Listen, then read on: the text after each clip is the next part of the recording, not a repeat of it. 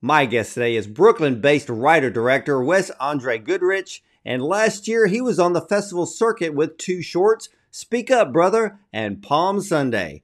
But he recently directed the short film Meal Ticket for Hillman Grad's Rising Voices Fellowship, which premiered at the 2024 Tribeca Film Festival and was part of the official selection at Holly Shorts. Now, Wes was selected by Filmmaker magazine as one of the 2023 New Faces of Film. But we're going to talk about his brand new short, Meal Ticket, which was made as part of Indeed's Rising Voices program, an initiative set up to discover, invest in, and share stories created by BIPOC filmmakers and storytellers. Now, Meal Ticket follows the story of Saint, a manager who is gearing up for his client's debut tour when he is hit with a moral dilemma after discovering life-changing news. This incredible film poses the question of whether morality trumps opportunity. So, ladies and gentlemen, let's welcome writer-director Wes Andre Goodrich and his anxiety-filled, thrilling short Meal Ticket that has been qualified to be considered for the 97th Academy Awards to the show. Welcome, Wes. Hey, thank you so much for having me on. Hey, absolutely. I love this film, but I understand that your film is part of the Indeed's Rising Voices program, and the theme this year was work-related. Why did you want to take a deep dive into the tug-of-war between morality and opportunity on the job? Well, as you said, the Indeed theme this year, I mean, I believe last year as well, was the future of work. And what actually happened was my co-writer and my producer and one of my best friends, Patrick Nichols, had worked as a young adult on a major tour, and always thought that the tour world was an interesting place to kind of set a thriller because of its the crashing together of morality and opportunity, like you said. And I'm a lifelong fan of rap, and I thought, wouldn't it be interesting if we made a short that took place in real time on a tour, and it was about the people at the bottom. It was about people who make sure the rapper who goes on stage gets on stage. And what if those people have to make a decision about this kid's life that the kid isn't aware of? And so that was the script we'd written, and we weren't really sure if it was going to do anything. And then this opportunity came with Indeed. We pitched it to them. They loved it. And I think they loved it particularly because it was about work, but it was about how work intersects with race and commerce and all these different things. So yeah, that's how it came about. Yeah, I think you're probably the fifth film that I have interviewed based or coming from Rising Voices, and Yeah. the creativity of the thought process of coming up with a topic has been completely different with each one. But this one I really love because this film was actually it was fun to watch. But I have to ask you, because you just alluded to it, but why did you choose the hip hop scene as part of the foundation of the story? Because as I was looking at the film, I'm thinking, how would this have worked if it was just rock or pop or country? Yeah. But hip hop has a different scene than the rest of the music genres, doesn't it?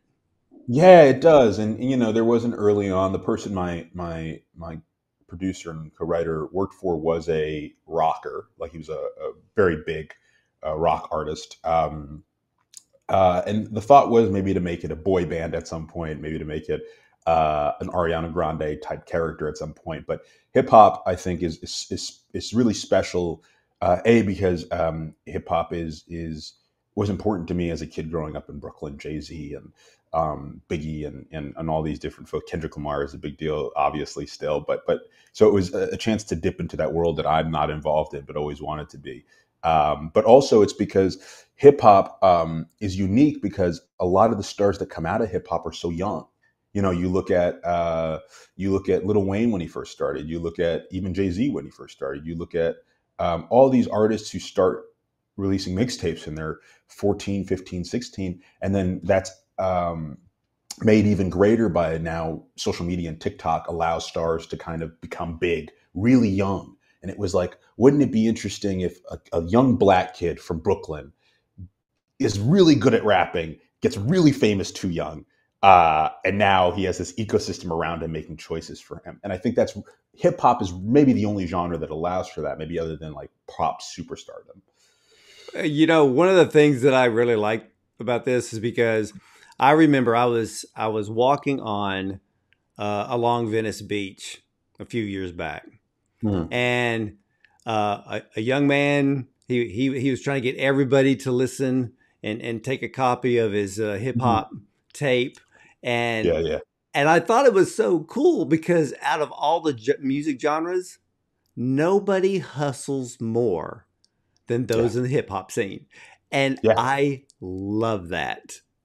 Yeah, it's kind of a. I mean, my cousins and my friends we talk about this. Hip hop is a genre built on hustle. It's built on people being like, I don't come from much, but I'm gonna make this happen. And it's also like I don't know. The thing I always liked about hip hop is it's speaking to an experience that the writer has directly. Like hip hop, the gas of hip hop is being like, this is my life, and I'm going to turn it into something beautiful. I'm going to turn it into something that people can relate to. So hustle and storytelling is inherent in the genre, which I really dig. Yeah, and it really comes through in this film. And I want to kind of start diving into the whole film itself. And I want to start off with Vic the photographer because this is really where it kind of kicks off. And Hmm. so he gets the news about Apollo Moon's mother. Hmm. So it's like cancel the show, get Apollo to the hospital to see his mom. But then the manager, Saint, is trying to weigh all the options. Now, here's what I really love the way that you wrote this and the way you filmed it. I have been backstage at concert venues more times than I can count, and things move at the speed of sound in that environment. Hmm. So making judgment calls is tough when you have all of this going on around you. So you couldn't have picked a better environment to cloud one's judgment. Is that why Hmm. you brought this together? Absolutely, absolutely. A concert venue is, like you said, fast moving. Everyone has their tracks. I used to be a PA on a network television show, which is not exactly the same, but is very similar, which is like, don't say anything. You only get to hear everything once, make snap decisions. And that is not the environment you want to be making life altering decisions in. But to set a film in there and to force the film to be in the perspective of one character who has to make a really tough decision in a high pressure situation. For me, like I love movies like that. I love movies that kind of feel like you're inside the shoes of this character in an extremely stressful environment. Yeah, but I also like the cast of characters because Mhm. everybody has their own idea, their own dilemma, their own Mhm. thought. So Saint is hearing all of these different, not actually solutions. It's more of he's hearing their fears and he's trying to make the correct decision. So you have Vic. He's really wanting to do the moral thing. He's wanting to do the right thing for Apollo. But then you have Maddie, which I really loved how you threw her in there because her attitude is, um, we don't know really how serious Apollo's mom condition is. Collapse could mean minor or major. So Mhm. go with the lesser of the two evils and hope for the best because for her, money was the only focus. Hmm. Hmm. Yeah, and I'd love to shout out. I mean, thank you for talking about it. It gives me an opportunity to talk about the cast. Mitzi plays Maddie, and Khalil Middleton plays Vic, and Sadiq Saunderson, who plays Saint, is actually a guy I went to high school with. He was 2 years older than me, I always looked up to him, and I was very happy to get to work with him. Yeah, the movie is about choices, and the movie is about consequences.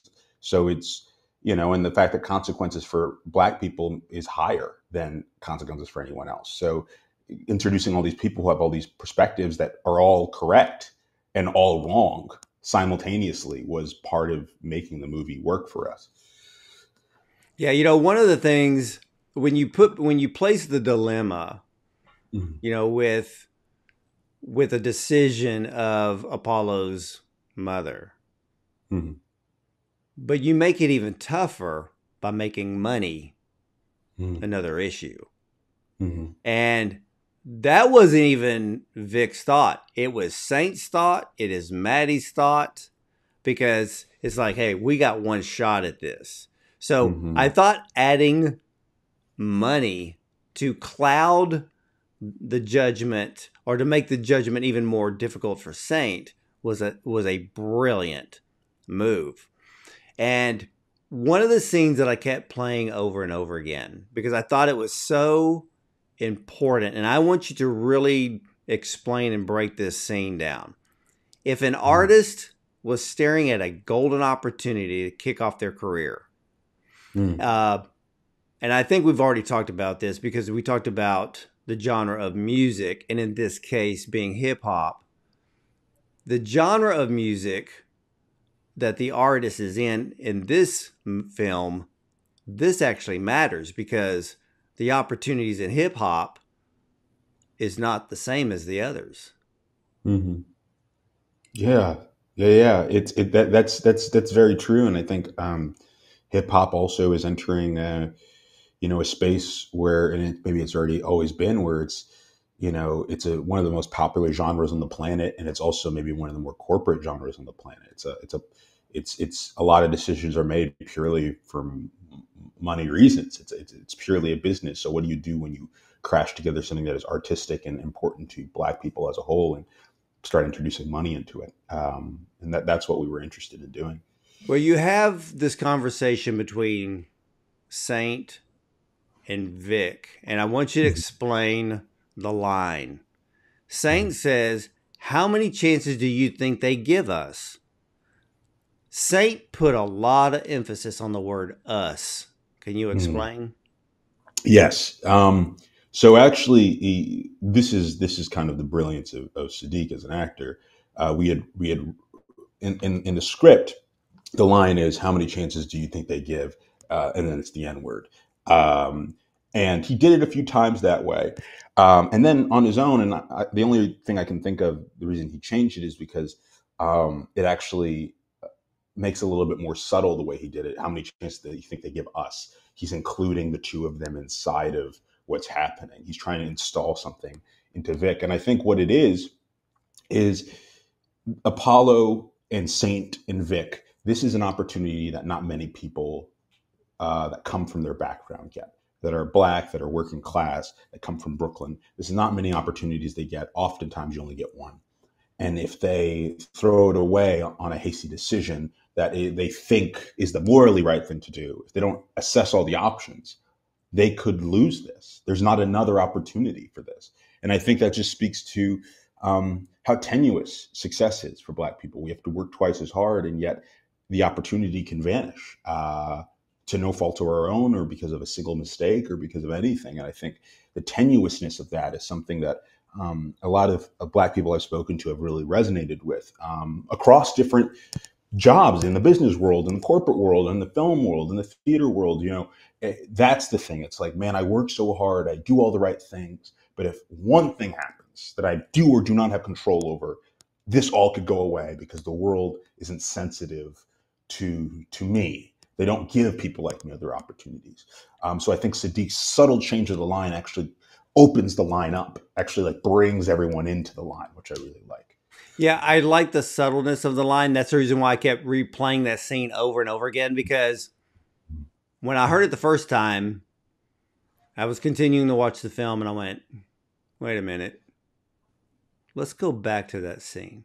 So I Mm, watched it again, and then I watched it again. And every time he would say the word us, I said, this is based on this line. This scenario is based on race. Mhm. And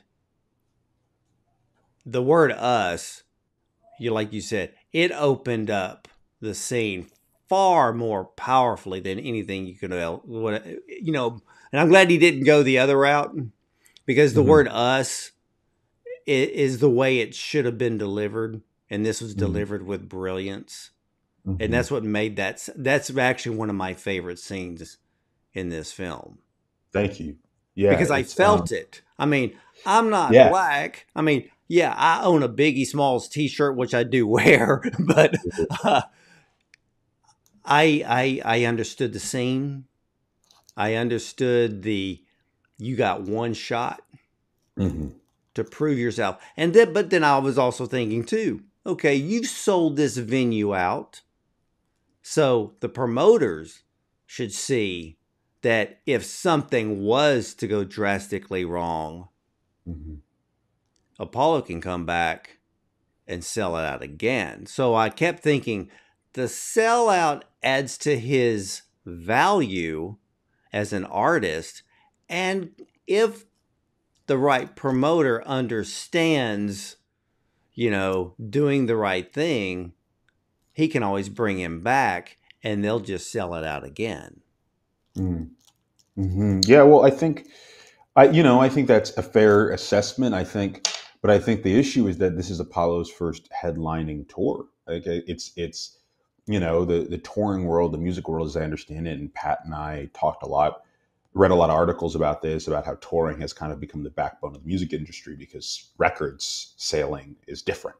So you used to be able to just sell millions of records and then go on a tour every 4 or 5 years and you could make it. But now you have to tour constantly.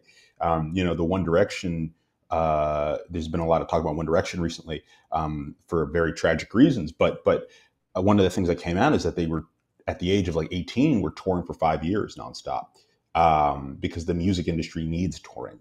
So the idea of this kid has only been kind of an opener up to this point. He's 19, has enough gas to get a tour.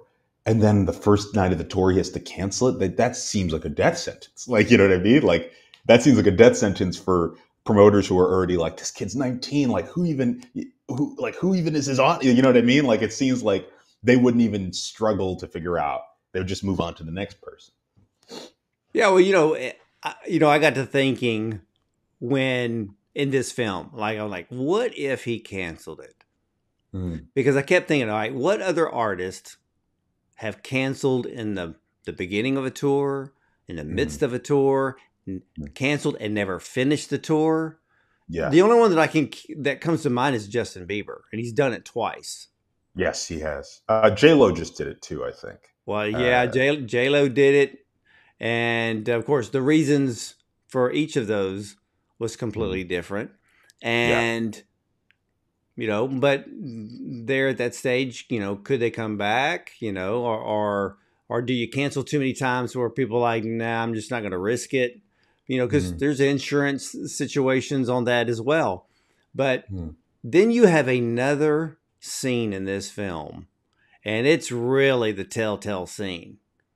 But that scene between Saint and Apollo right before he goes on stage mm, says so much in that moment. I mean, mm, I watched it a few times because he was trying to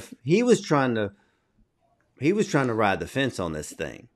He was mhm, trying to get, I need a little bit morality here, but I need the opportunity. Can I mesh these together?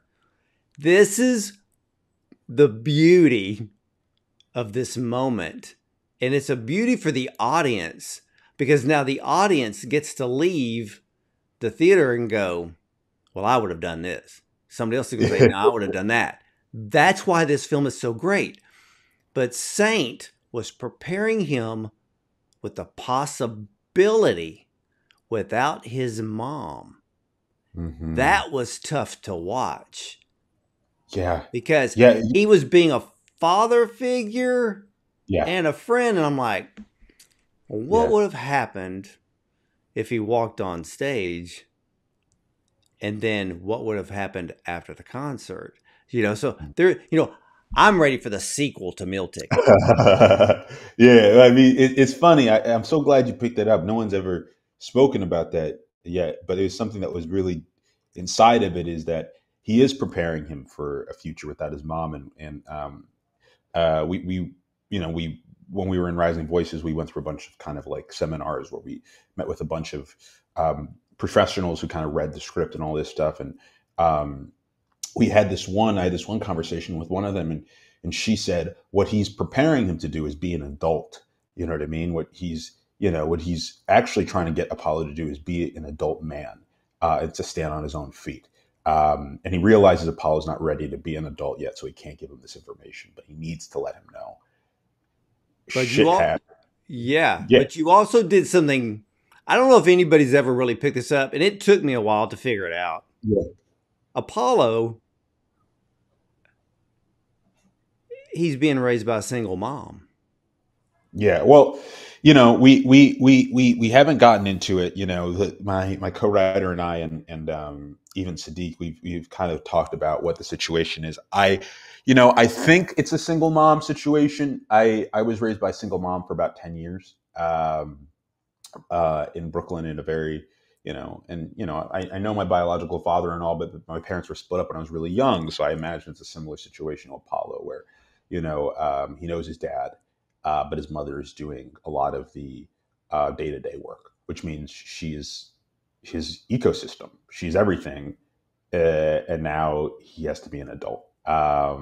Which is why, as we go on, we start to squeeze the frames on Apollo and Saint, so it almost feels like there's no other option. Like the options are almost narrowing into, what needs to happen. But I'm glad that you picked up on that. Yeah, when Apollo walked on stage, I mean, Saint put his whole relationship, both Yeah. business and friendship with Apollo, on the line. And that's what I loved about this film, because you literally give the audience the right to make the ending decision, and that's what makes filmmaking so great. Well, thank you. Yeah, I mean, I think that's what's important, man. Like, I think it's important that the audience can make their own decisions. I think movies that tell you how to feel about stuff are not trusting an audience. I think audiences come to movies because they want to be entertained, they want to have a good time, but they want to be challenged. They want to walk out and be like, man, like, what would I do? And if I can do one thing as a filmmaker, it's that. Well, Wes, I will tell you this, and I'm going to give you a big compliment here, because I love the fact that you trusted the audience. Thank you. You didn't treat them like they were dumb, like a lot of television networks can do with a lot of the content that they shove down our throats when it comes to sitcoms and stuff like that. But you allowed the audience, you allowed me to live within these characters, figure out our own moral judgment to a situation.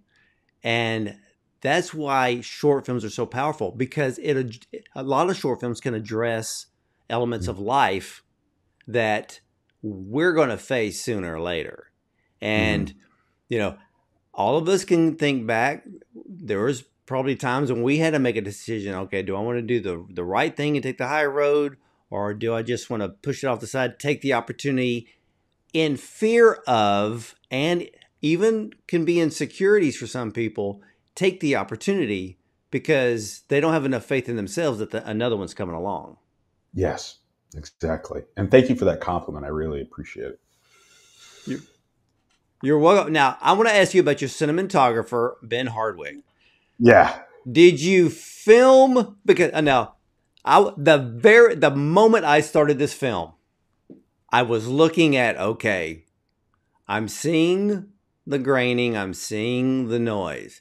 Did you film with real film, or was this done digitally? Because again, I noticed the graining, which I loved. It made the film stand out, but it added to all the camaraderie that happens backstage at concert venues, it gives the viewer the feeling that they are in the midst of the chaos. Thank you, man. Ben Hardwick, incredible cinematographer, came on um, and just rocked it. Was incredibly kind and great collaborator. I think we counted it up. We spent about 24 hours together before, not like consecutively, but over the course of 2 weeks, just shot listing out the movie. So he was one of my great partners on this film. So we used digital cameras, but we loved that grain look because we wanted it to have a little bit of a throwbacky 90s concert documentary feel, almost like you were watching those old kind of concert docs. So what we did was we underexposed it a little bit.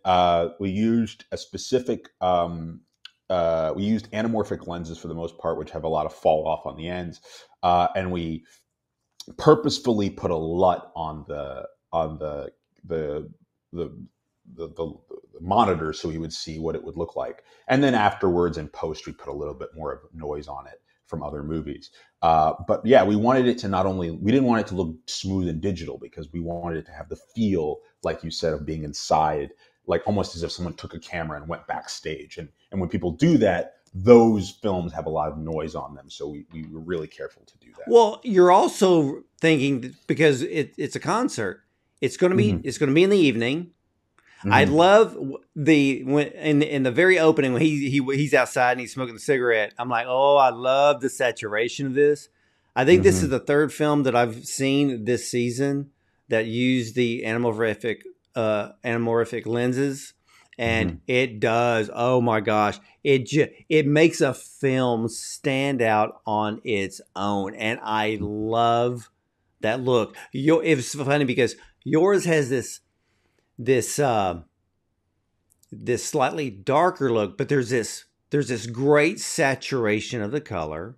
Where I Mm-hmm. saw this other film that was far brighter because Mm-hmm. it was shot during the day and they used the Mm-hmm. same type of lenses. But it's amazing the look because those lenses is what really tricks people into thinking, all right, is that 16 or is that 35 millimeter? Because That's so, yeah, it's so true, man. It's like anamorphic lenses make it, and I know this sounds silly, but it makes it look like a movie. Like if you want your movie to feel cinematic, which is not always what you want. Sometimes you want the movie to feel a little bit different. But we were like, we want this to feel like a scuzzy, old school backstage movie, and we were like, we have to get those lenses to make it look like that. well, you know what's funny is that I just watched Beverly Hills Cop 4.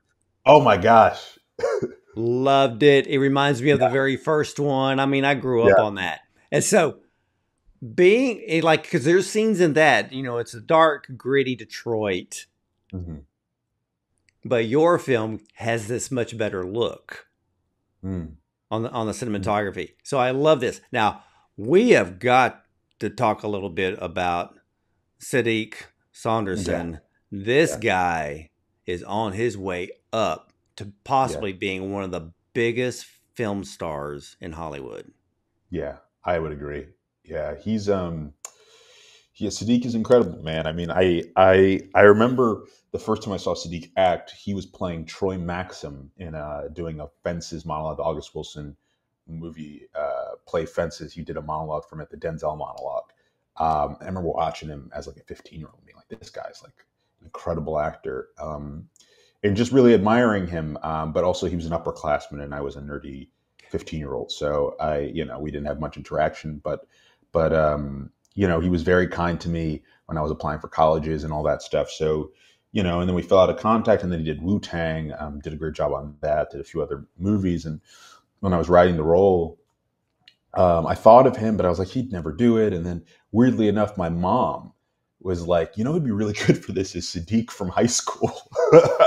And I was like, well, that's confirmation. So I reached out. I had my managers reach out, and he said yes immediately. And he was just, I mean, he has a quality. It's like a movie star quality. I mean, like he doesn't have to say anything, and the camera picks up everything he's thinking. But when he wants to go big, he can go big. And but he's never I always buy it. I always buy it. He's never fake. Yeah, he's just like, I mean, he's already a big deal. He's going to Well, be. he brought the emotion. He brought the his own mental chaos in the Yeah, situation, yeah. his interactions with the other characters. But it Mhm. was so funny because I kept looking at him thinking, why does he remind me of Ludacris? And because I'm thinking about Ludacris when he's in all the Fast and Furious movies, and I'm thinking, there's a little bit of that same attitude there. And I think Sadiq would be, I would love to see him in a comedy. Yeah, yeah. You know what I mean? Do you know what I mean? Yeah, You he's can a funny see guy it. on his own. Yeah, he's a funny guy on his own. I never thought of the ludicrous thing. I when I look at him, he always reminds me actually of Cheadle, Don Cheadle. He has a little bit of that kind of very expressive face, very direct, but also Cheadle is one of the great comedy actors, low key. So I think Sadiq in a comedy would be great, even though he's obviously such a proficient dramatic actor.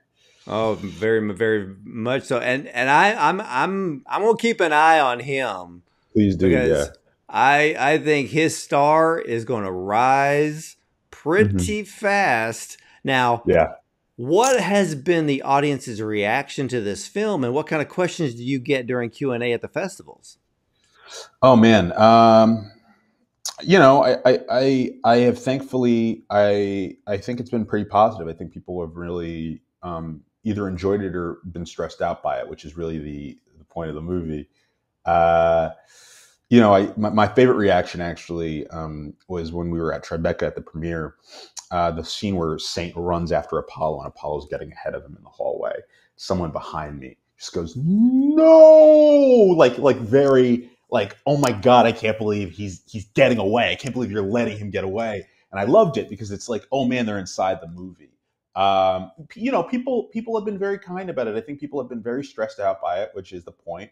But I think the best thing about it is making people think about what they would do, which I think is what every successful movie does. People usually ask me like, "What happened to Apollo's mom?" And I usually don't say anything, but then they go, "Well, I would have," and then that's what I want to hear. Well, I would have done it, or I wouldn't have done it, or So that's been really the response.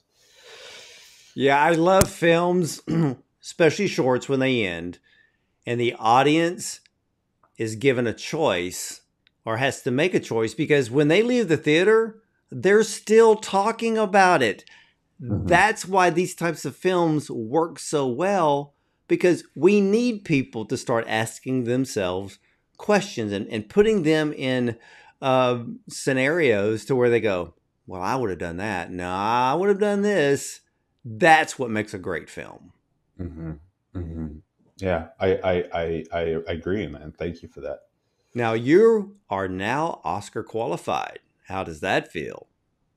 Uh, Good, man. I mean, we thankfully we made a movie last year, Palm Sunday, that was also Oscar qualifying, and that was a blast. And this year it's a blast. I mean, I'm just happy people get to see the movie, man. I'm happy that like Oscar voters get to see the movie and get challenged by the movie. That's always what I want to do as a filmmaker. And then, selfishly, I want to keep making movies. So stuff like this. Um, Allows people to go, "Oh my gosh, I saw that guy's movie. Like, what else does he have in the tank?" So it's a great honor, and it's also a great opportunity to make more work. Do you keep the whole Oscar thing off to the side to where you just don't get into the whole idea? Because I know a lot of people, they are literally just stressed out mentally. Oh, from the Oscar thing, it's more exciting than anything. I've been watching the Oscars since I was 13 years old. It's very exciting. I remember Taika Waititi getting nominated for an Oscar for his short when I was a kid.